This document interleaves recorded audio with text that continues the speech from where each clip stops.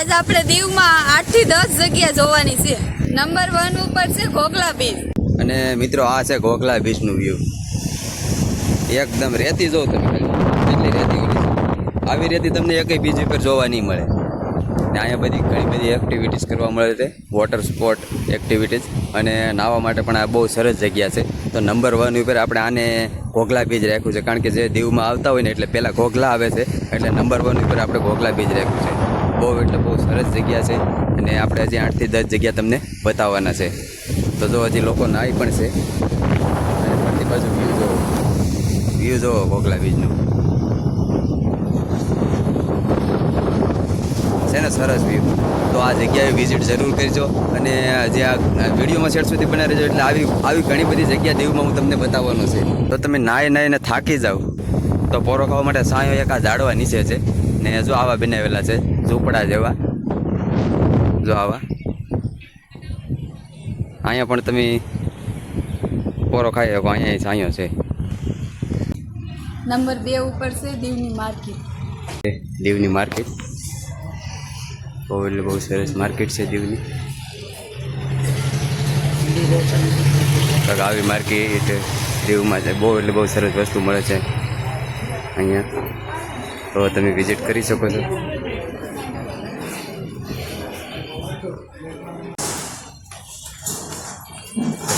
આવી માર્કેટ છે દીવની.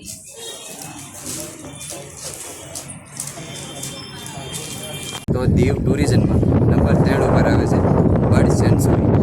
જો એ બોટમાં 6 જણાની ટિકિટ છે 500.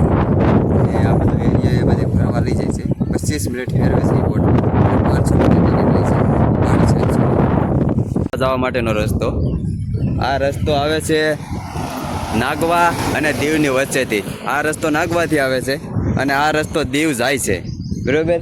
ને એની વચ્ચે આ બર્ડ સેન્ચુરી આવે છે, અને આ બર્ડ સેન્ચુરી છે ને એની સામો જ છે ગંગેશ્વર મહાદેવ જવાનો રસ્તો. જો આ એરો મારેલો છે, નાથી ગંગેશ્વર જવાય છે. એરો ન બતાતો હોય તો આ એરો છે, એ એરેથી ગંગેશ્વર મહાદેવ જવાય છે. તો આ એ બોટ છે જે આમાં બેસાડીને આ બધે ફરવા લઈ જાય છે. જે આમાં પક્ષીઓને હોય ને, બર્ડ સેન્ચુરી નામ જ એટલે છે, પક્ષીઓની જોવા માટે. જો આ છે લાંબો એરિયો છે, 20-25 મિનિટનો એરિયો છે, એમાં બધે આપણને ફેરવે છે બર્ડ સેન્ચુરી. ને આ વિન્ડો સામેથી વિન્ડોથી ટિકિટ લેવાની રહેશે આપણે, ત્યાંથી ટિકિટ લઈને અંદર આવું. જો તમારે આ બોટમાં બેસવું હોય તો, બાકી આ જગ્યાએ તો એમ ફ્રી જ છે, વિધાઉટ ટિકિટ તમે ફરી શકો છો. ને સામે એક ટાવર છે, એ ટાવરે હમણાં ચડીને આપણે જોવાના છે. બધે આજુબાજુનો નજારો છે, એ ટાવર ઉપર ચડીને આપણે જોવાના છે. આ છે બર્ડ સેન્ચુરીનો બહારનો નજારો. કંઈક આ રીતનો સુંદર નજારો છે. કદાચ અટાણ તો તડકો છે, એટલે દિયાત્માના સમય ઉપર આ જગ્યાએ માણસો બહુ આવતા હોય છે, અને આરામ કરવા માટે, કારણ કે જગ્યા એવી છે બેસવા માટેની. ને આ બાજુથી જો અહીંયા જગ્યા એવી છે. બહારનું એન્ટ્રી ગેટ છે, આ એન્ટ્રી ગેટ છે. મેં તમને કીધું 500 રૂપિયા ટિકિટ છે, એ દઈને તમારે જવું ફરવા તો આની અંદર જવાનું. આ બહારની જગ્યા છે, પાર્કિંગની જગ્યા છે, ને આ ટાવર છે. આ ટાવર ઉપર આપણે ચડીને જોવાના છે આજુબાજુનો નજારો. ને અમે આવ્યા છે, ક્યાંથી આવ્યા એ હોતી હમણાં હું તમને બતાવી દઈશ.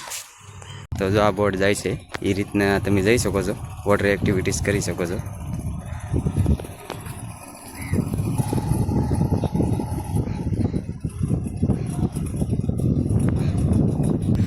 તો વિપર તરફ જઈને વિપરથી આપણે કંઈક નજારો જોઈએ બર્ડ સેન્ચુરીનો.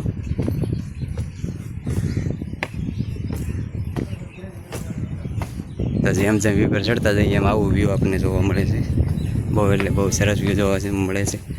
હવે આ છે ને એરિયો, એ ફરતી બાજુ લગભગ ઓલી બોટ છે ને એ આંટો મરવતી છે, કારણ કે 25 મિનિટનો રાઉન્ડ છે. તો આ ફરતી બાજુ હશે. હજી આપણે વિપર ચડીએ એ પ્રમાણે આપણને ખબર મળે. એક બોટ તો ગઈ, મેં હમણાં તમને બતાવી. એક બોટ ફરવા જાય છે, રાઉન્ડ જ હશે ફરતી બાજુ. આ બોટ જાય છે વિપરથી. બહુ સરસ વ્યૂ જોવા મળે છે ફરતી બાજુનું. ને પવન એકદમ સરસ આવે છે. પવન એટલે કાંઈ ઘડે નહીં, કારણ કે ભાઈ જે પવન દરિયામાંથી આવતો હોય ને એ પવન તો એવો ઠંડો જ હોય. આવા તડકામાં આવો ઠંડો પવન, તમે વિચાર તો કરો. આ ફરતી બાજુનું વ્યૂ છે જે આપણે ટાવર બતાવ્યો હતો ને એ ટાવરેથી આ વ્યૂ જોવા મળે છે આપણને. એટલું સરસ વ્યૂ છે અહીંથી. તમે અંદાજ નહીં લગાડી શકો કે કેમેરામાં હું તમને અંદાજ ન લગાવી શકું. આ વ્યૂ જોવા માટે અને આ આનંદ લેવા માટે સ્પેશિયલ અહીંયા વિઝિટ કરવું પડે છે.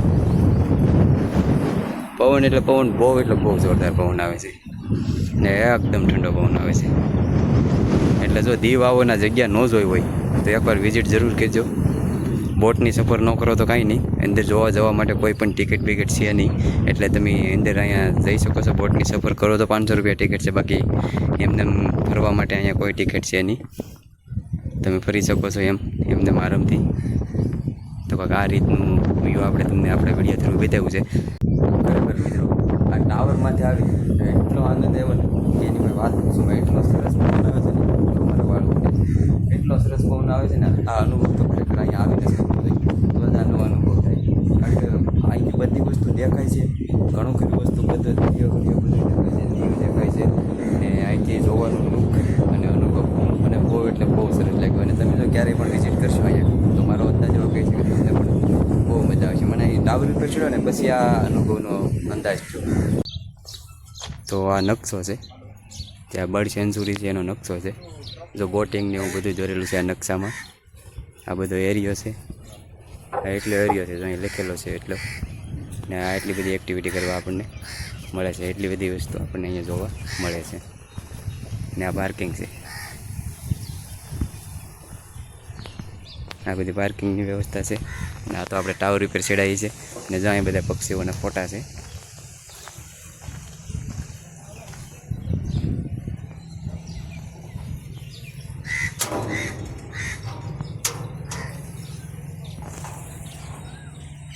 તો નંબર 4 ઉપર છે ગંગેશ્વર મહાદેવ.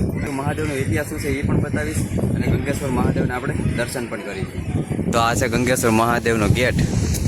જો કે અમે પહેલાં એકવાર આવ્યા હતા ત્યારે ઓલું મંદિર નહોતું બન્યું. અત્યારે એ મંદિર ઘણું ખરું બની ગયું છે, એમ હજી પૂરું બન્યું નથી, બનવાનું કામ ચાલુ છે. આમું દેખાય છે મંદિર.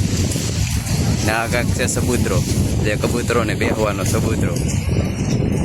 અને આ છે ફોરેનર જે વિદેશથી આવ્યો હોય ને એ. હાલો તો ગંગેશ્વર મહાદેવને આપણે દર્શન કરીએ.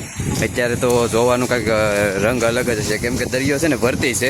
દરિયો ભરતી હોય ને એટલે છે ને શિવલિંગ 5 શિવલિંગ છે. આ 5 શિવલિંગમાં માથે પાણી આવતું હોય એ આપણને જોવા મળશે. ગંગેશ્વર મહાદેવ જે માથે પાણી જળ અભિષેક કરીને જાય ને એ મારા અંદાજ પ્રમાણે જોવા મળશે, કારણ કે એટલો બધો દરિયો ભેર્યો છે ને એટલે. તો અહીંથી જવાનું છે ગંગેશ્વર મહાદેવ આપણે અંદર દર્શન કરવા.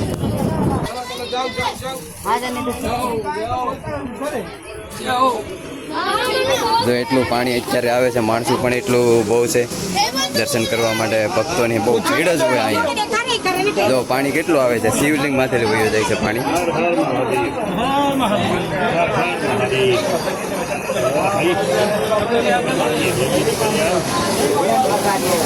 તો આ રીતનું છે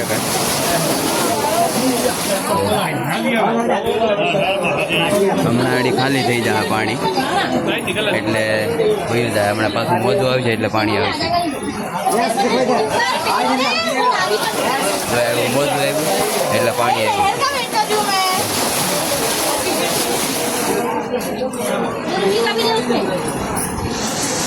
તો જો દરિયાનો મોજા અહીંયા અંદર વયા જાય છે, અહીંથી વયા જાય છે. અહીંથી મોજા આવે છે બરાબર. આ મોજા અહીંથી સીધા અંદર વયા જાય છે. અહીંથી તો અહીંથી સામે અંદર વયા જાય છે દરિયાનો મોજા. અહીંયા બધી બહુ મજા આવે ને તો અહીંયા બહુ અંદર વહી જાય છે. થોડા ઘણા મજા હોય તોય પણ અંદર વહી જાય છે. તો ગંગેશ્વર મહાદેવનું વ્યૂ કાંઈક આ રીતનું છે. બહુ એટલે બહુ સરસ વ્યૂ છે. નંબર 5 ઉપર છે નાગવા બીચ. જો તમે નાગવા બીચ આવો તો નાગવા બીચ ઉનાળામાં આવવાનું. એટલે ઉનાળામાં અહીંયા નાહવાની સરસ મજા આવે છે. જો લોકો કેટલા નાહી છે. નાગવા બીચનો વ્યૂ અટાણે કંઈક અલગ જ છે, અલગ જ કંઈક જોવા મળે છે નાગવા બીચનું વ્યૂ. અને ઘણી બધી તમને વોટર સ્પોર્ટ એક્ટિવિટી કરવા પણ મળશે. જેમ કે દરિયામાં નેવી ને એવું આંકવા બધું મળશે, બોટમાં ફરવા મળશે. એવું બધું તમને ઉનાળામાં આ બધી વસ્તુ વધારે જોવા મળે છે. ને અહીંયા પબ્લિક પણ બહુ હોય છે ઉનાળાના સમયમાં. તો નાગવા બીચ આવવાનું પસંદ કરો. જો દીવ આવો અને નાગવા બીચ આવવાનું પસંદ કરો તો ઉનાળામાં આવવાનું વધારે પસંદ કરજો, કારણ કે ઉનાળામાં કાંઈક વ્યૂ ક્યાંક અલગ જ હોય છે નાગવા બીચનો. તો કાંઈક આ નાગવા બીચનો વ્યૂ છે.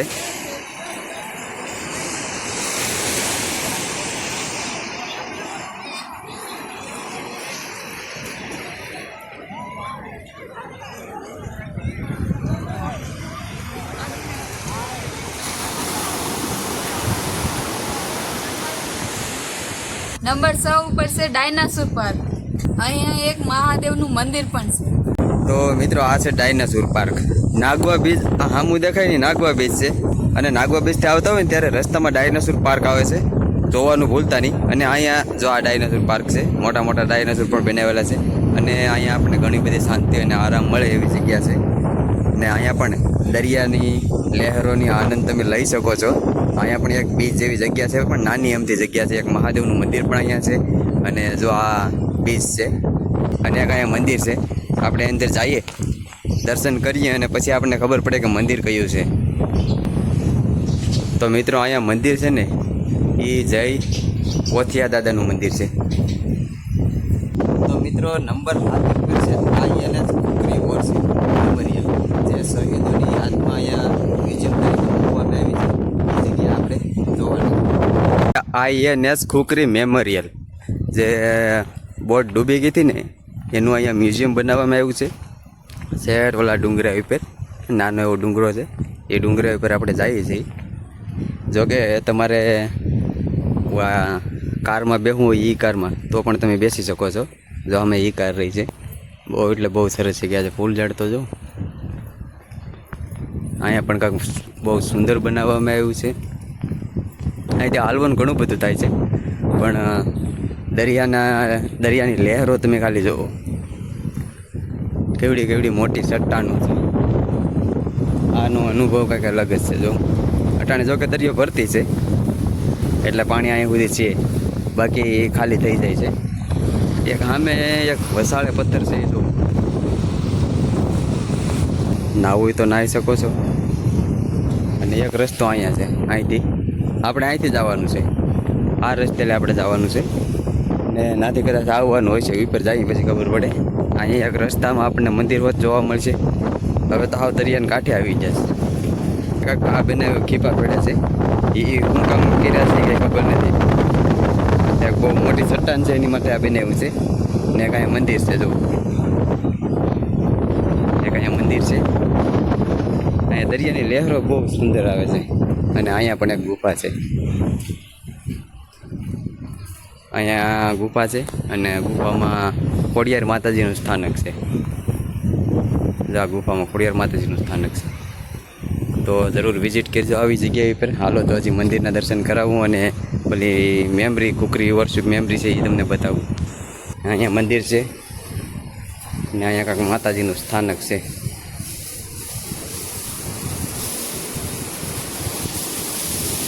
જય કંકેશ્વરી માતાજી છે. ને અહીંથી પાણી આવતું હોય છે, જો આવે છે ને પાણી. કંકેશ્વરી માતાજીના દર્શન કર્યા ને એ જગ્યા છે આ. આથી જે હવે આપણે ઉપર જવાનું છે. બહુ એટલે બહુ સરસ બન્યું છે. હું તો પહેલી વાર જ અહીં આવ્યો છું, પણ તમે આવો તો તમે પહેલી વાર કંઈક આવજો. જો અહીંયા લોકો બેસીને જોતા હોય એ માટે જ બનાવેલું છે ને સરસ મજાનું. જો અહીંથી બેસી ને આનો અનુભવ તમે કરો દરિયાનો. ખાલી કેવો અનુભવ થાય આ દરિયાનો છે ને, બહુ એટલે બહુ મસ્ત બનાવ્યું. તો એકવાર જરૂર વિઝિટ કરજો આ જગ્યાની. આ છે આઈએનએસ ખુકરી મેમોરિયલ, જે યુદ્ધમાં જહાજ ડૂબી ગયું હતું ને એ જહાજ અહીં મૂકવામાં આવ્યું છે.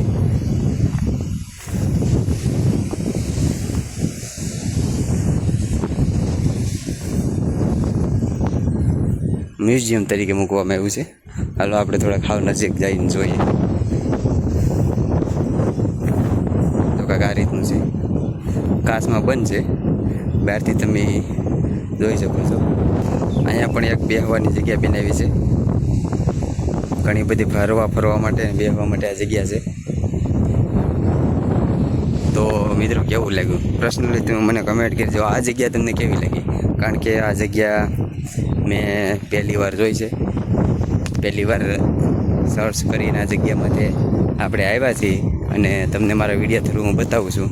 તો એ પર્સનલી જગ્યા તમને કેવી લાગી? હવે આપણે જે રસ્તો મેં તમને પહેલાં સીંધાડ્યો હતો ને એ રસ્તે આપણે નીચે ઉતરવાનું છે. અહીંયા મંદિર છે, એ મંદિરેથી આપણે નીચે રસ્તેથી ઉતરવાનું છે. રસ્તો છે અહીંથી, તો અહીંથી મંદિરે જવાનું છે. અંદર ભોયરામાં હશે, હાલો આપણે તમને બતાવી દઈએ. માતાજી ખોડિયાર માતાજીનું સ્થાનક છે મિત્રો.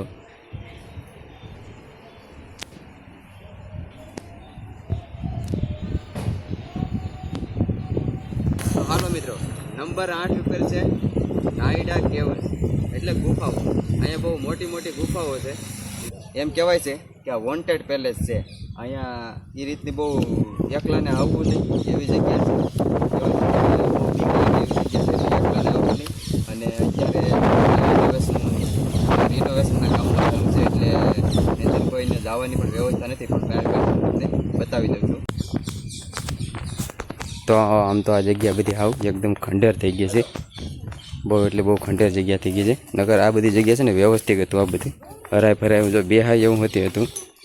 તો આવી મોટી મોટી ચટ્ટાનો છે, વોન્ટેજ પેલેસ કહેવાય છે. એટલે એકલાને તો આવવું જ નહીં.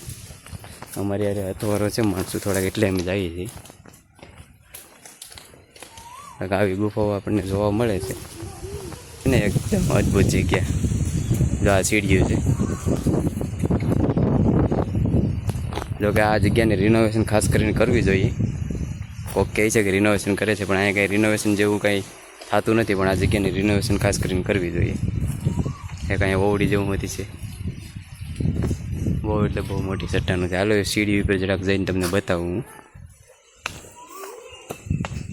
કે સીડી ઉપરથી આ જગ્યા કેવી લાગે છે.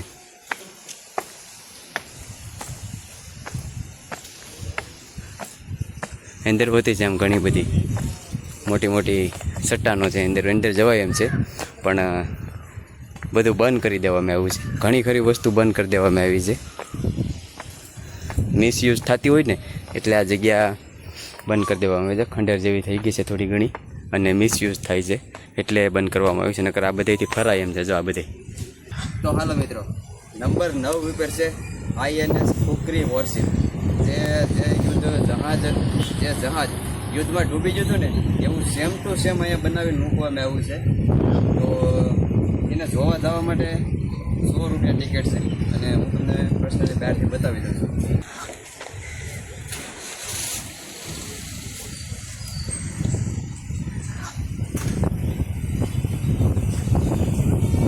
નંબર 10 ઉપર છે પાણી કોઠાની છે અને દીવનો કિલ્લો. એ હામો હામો જ છે, બાજુમાં. અને આ છે દીવનો કિલ્લો. અને આ કિલ્લામાં જવા માટે 100 રૂપિયા ટિકિટ છે. જોકે પહેલાં નથી, 100 રૂપિયા ટિકિટ છે.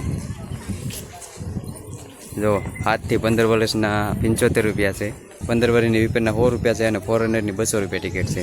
અત્યારે ટિકિટ થઈ ગઈ છે આમાં દીવના કિલ્લામાં અંદર જવા માટે.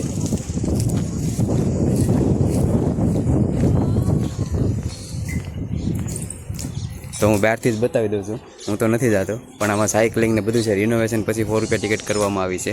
એટલે જો આવો તો વિઝિટ જરૂર કરજો. હું તો એકવાર જોઈ આવ્યું છું એટલે નથી જતો, પણ બહારથી હું તમને બતાવી દઉં છું કે આમાં ઈ કાર પણ છે. જો 50 રૂપિયા ટિકિટ દઈને તમે ઈ કારમાં બેસીને પણ ફરવા જઈ શકો છો.